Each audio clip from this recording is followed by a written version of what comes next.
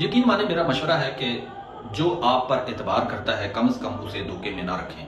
एतमाद बिल्कुल एक उस नाजुक अमानत की तरह है जो बड़ी मुश्किल से कायम होता है, और एक लम्हा भी ऐसा हो जिसके अंदर शक आ जाए, बदगुमानी आ जाए, तो ये जो एक लम्हे के अंदर ये जो रिश्ता है ये टूट जाता है।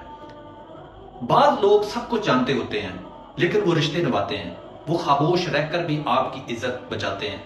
ऐसे लोगों को बेवकूफ समझना मेरा ख्याल है कि दरअसल अपनी कमजोरी होती है।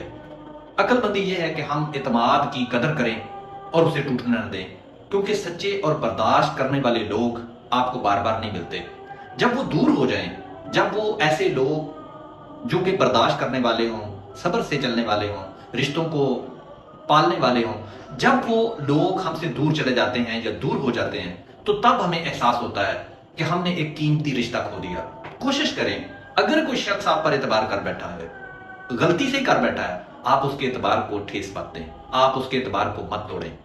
सारी दुनिया भरी पड़ी है, आप दुनिया में जो मर्जी करें, लेकिन जो शख्स आप पर एतबार कर बैठा है, एतमाद कर बैठा है, आप उसके एतमाद को कभी ना तोड़ें। ये मेरा मशवरा है।